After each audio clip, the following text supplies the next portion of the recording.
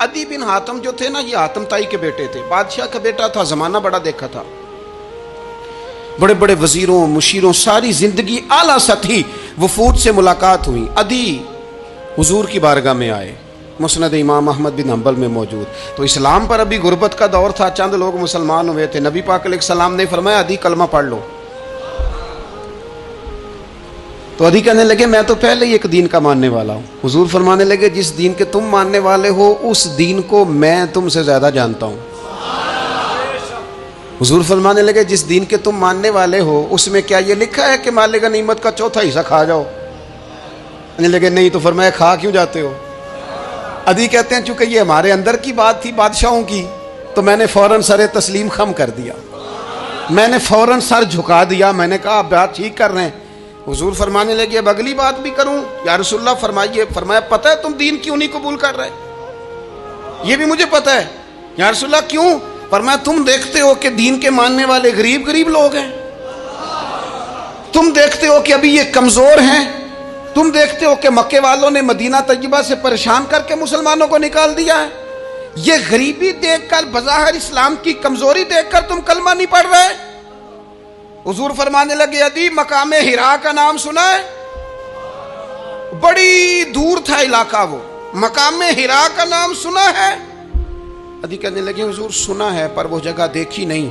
محبوب فرمانے لگے سن، میں وہ وقت لے کے آؤں گا، میرا دین اس طرح نافذ ہوگا کہ ایک عورت مقام ہرا سے اونٹنی پہ اکیلی بیٹھے گی اور اکیلی آئے گی اور آ کے بیت اللہ کا طواف کرے گی، سوائے اسے اللہ کے کسی کا خوف نہیں ہوگا، رب کے علاوہ کسی سے نہیں ڈرے گی۔ یہ دور آئے گا، تو دیکھ رہا ہے کہ صرف مکے پہ حکومت نہیں دنیا پہ مسلمان چھا جائیں گے۔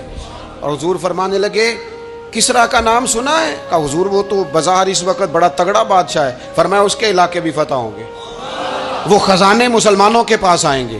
اور فرمایا تو تیسری بات نبی پاک نے بیان کی، فرمایا تو یہ دیکھ رہا ہے کہ مسلمانوں میں غربت ہے؟ فرمایا عدی ایک وقت آئے گا لوگ دینے کے لیے نکلیں گے پر انہیں لینے والا کوئی نہیں ملے گا۔ ایک وقت آئے گا لوگ دینے نکلیں گے لینے کوئی نہیں آئے گا۔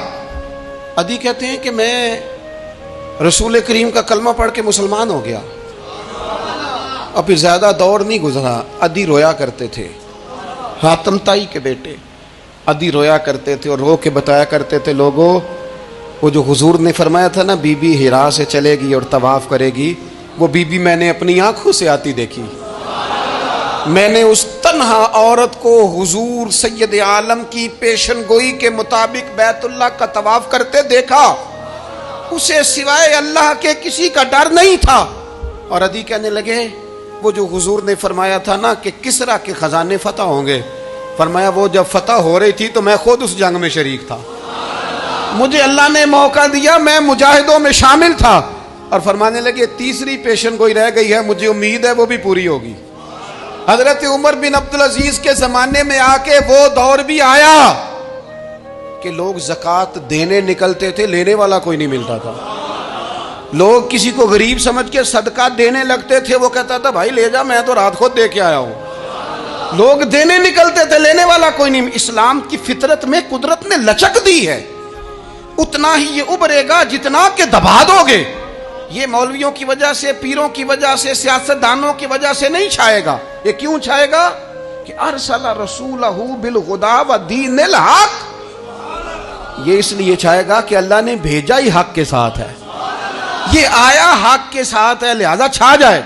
حق ہمیشہ چھا جایا کرتا ہے۔